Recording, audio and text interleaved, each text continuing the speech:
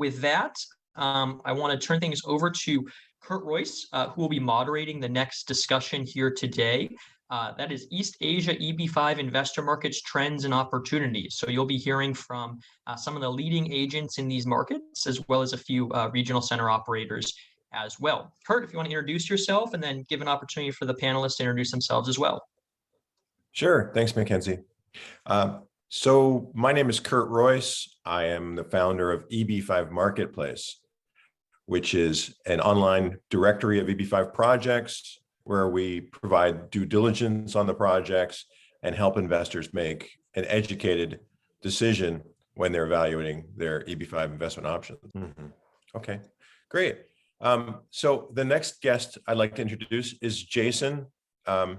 Jason, I can't remember your last name. Jason is Kim.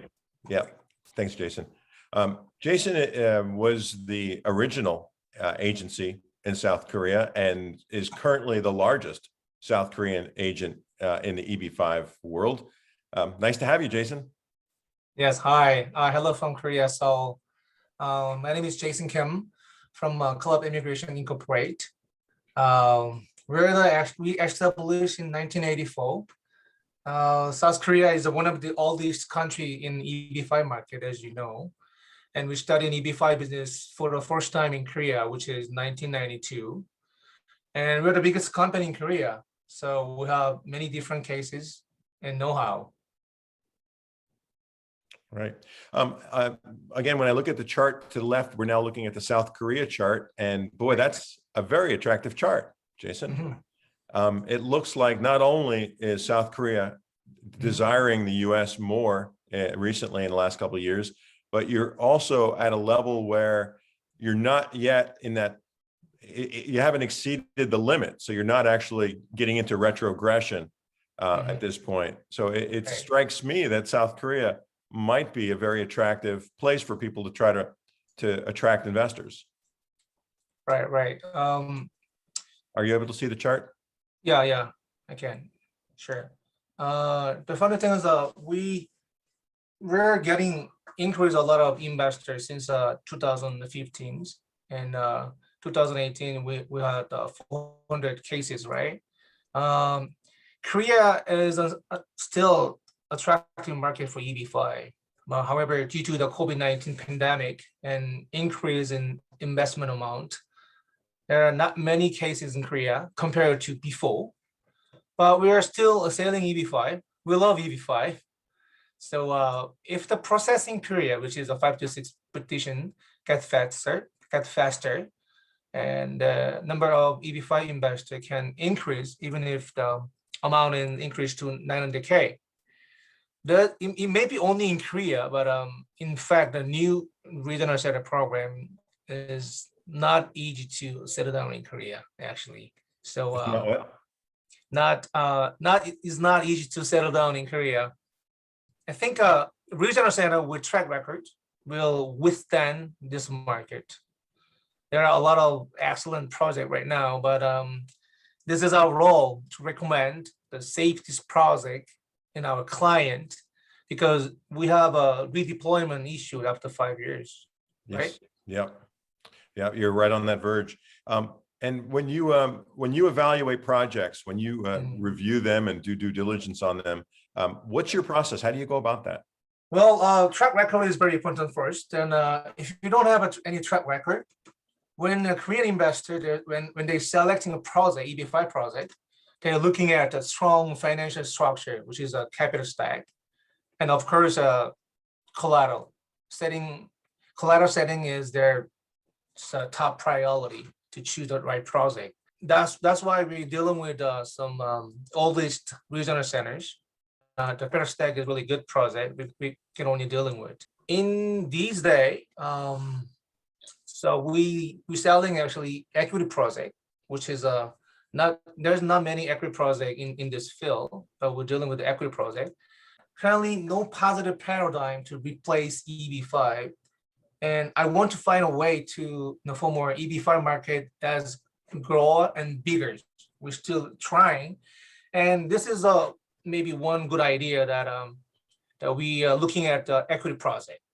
So as I mentioned it, as our company, process the largest number of EB-5 cases in Korea, there are many our clients receive their return of capital.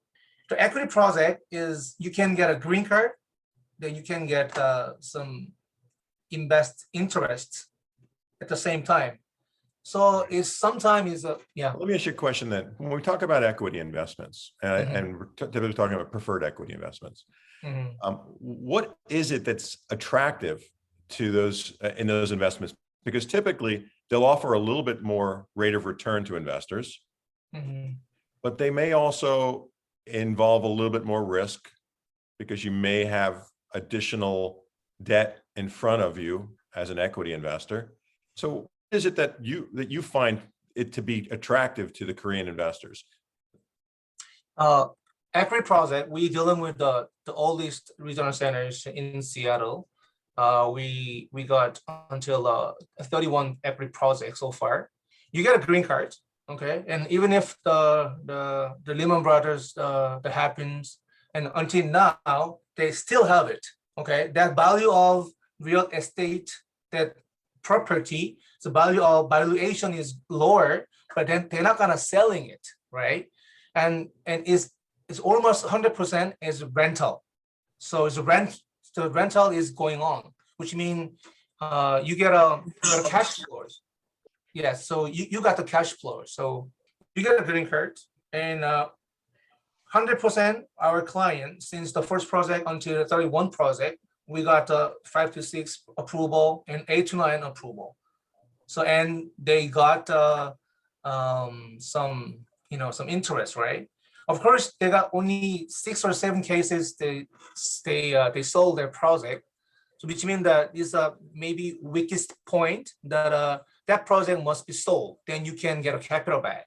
Right, the exit strategy is difficult. Jason, let me ask you one more quick question. Actually, 2 more quick questions. One is E2. Is that a prominent possibility that you hear people talking about in Korea? Yeah, right. Yeah, I mean the reason why we're dealing with the EB-5 equity project, which we met a certain guy we met a guy in 1996 with the E2 business, which is we're studying the UPS E2 business, and E2 business is still wonderful, beautiful, but the goal is different. I mean, we are dealing with the 450K E2 business, right? And they pay a little more, some expenses, right? And Korean investor, they might gonna try to EB-5 instead of E2 business, because E2 is a visa, but EB-5 is a green card. But some E2 investor, they wanna go to United States faster. They wanna go right away. And so father go get a work, and mom, they taking care of their child. That's the main reason of life to E2, right? Yaoi? Yeah, yes, that's right.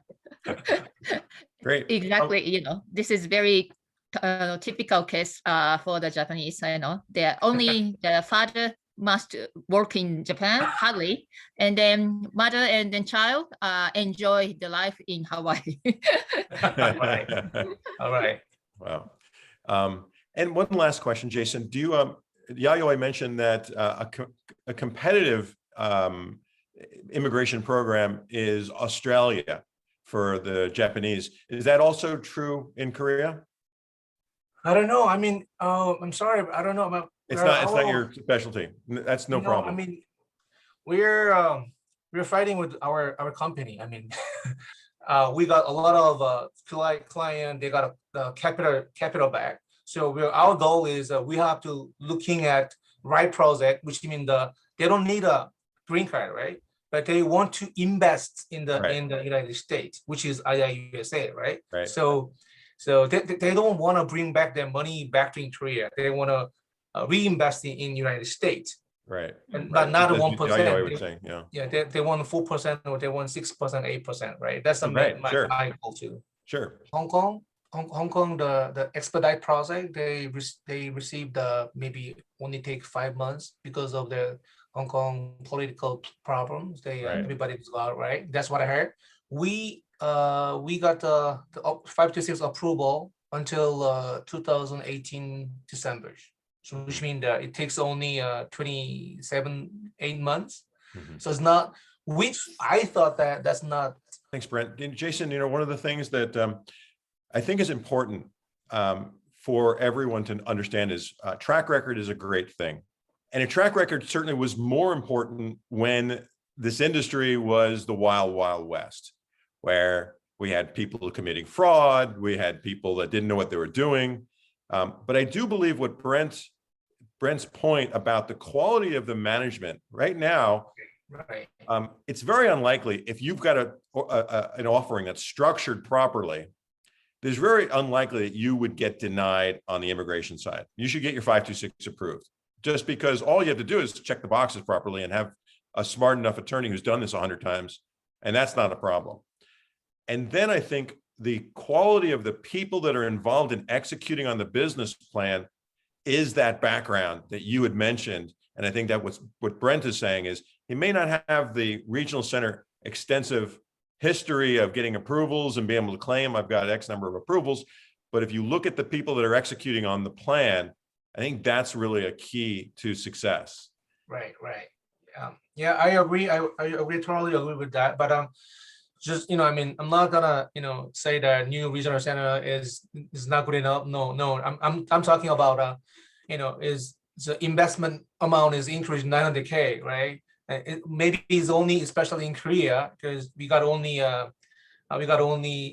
loan LTV is 40%. So which means they have to sell their property to apply for EB-5. So which means that they're really careful about the choose the right project. So if you don't have a track record, I mean that's the first thing. But second thing is capital stack and collateral and even communication, right? And we choose the right law firm too, right?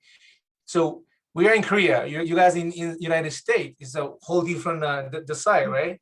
But whenever I want to call you right away when they're sleeping. And maybe they answer me 2 days later. We don't like that. So with communications good, capital stake is good. Those kind of stuff is maybe good. So we do have almost brand new regional centers, which is maybe been only 3-4 years. So we're looking at the capital stake too. Right.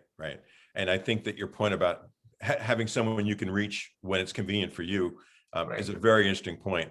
The fourth one is something Jason mentioned earlier, the capital stack. So when you're looking at financing, you're looking at where we as investors are, who's ahead of us. If things go wrong, who has access to collateral? What kind of senior loans are in place? Are those finalized? So you want to make sure that there is sufficient money to make this project succeed, regardless of whether all the EB-5 money is raised. Right. I mean, it's only one goal. We're looking at only one goal. My money is safe or not. In 5 years, capital back is okay. So which means that, your senior loan is closed. That's beautiful. My position is maybe third, fourth position. And some project is like this. Some project is as a mezzanine, but it's not mezzanine loan. If you looking at the business plan and everything, all the PPM, as name is mezzanine, but it's actually not mezzanine. So it's what is it? Is called, the name is mezzanine. So what I'm saying is I'm not saying that project is bad, but what I'm saying is EB-5 investor must be in safe place, not in 5 places. And another thing is after 5 years, the redeployment, the issue, right? So that developer must have another project to replace redeploy into, right? Yeah. Right. That certainly helps in the environment we're in today. Right. I think that's a really important point, Jason, that if anyone's looking at an investment, you do need to try to look down the road and say, if I need to keep this money invested, are the people I'm investing with now capable of efficiently, and have they done it before? And what does that look like? Does it look fair? Does it look good from the investor's point of view? Right. I've got 2 here. So thank you to all of our panelists, both on this panel and in our previous panel. As I previously noted, we will be sending out information on all of these groups to registrants alongside the recording in case you missed any of the content. So be on the lookout for that email from us shortly. Again, thank you to the sponsors of today's event. We, of course, could not host these events or carry out a lot of the operations that IIUSA does without the support of our members and sponsors. So it was really appreciated. This is the hopefully last event in our EB-5 Investor Market webinar series. As much as we have enjoyed connecting with investors and stakeholders across the world since the COVID pandemic began, we are excited to be returning to in-person events this fall for our EB-5 Industry Forum, which we'll be hosting in Orlando, Florida. We have information about that event on our website, and I encourage you to take a look at it. Hopefully, Irene and others here have put in good words for their markets. We will begin the process of looking towards a return to international events in Q4 and Q1 of 2022 as well. We certainly look forward to seeing all of our international members and stakeholders once again in person. If there are any questions or follow-up, feel free to email info@iiusa.org. And we will get back to you quickly. If you would like to be put in touch with any of the panelists for today's event, email that same address and we will introduce you accordingly. With that, I think we can go ahead and wrap up. Thank you, Kurt, for moderating a lively discussion, and thank you to all of our panelists for their contributions and expertise shared today. We will see you soon at a hopefully in-person IIUSA event. Thanks Thank again. you. Thank you. Bye, everybody. Bye, everybody. Bye. Thank you.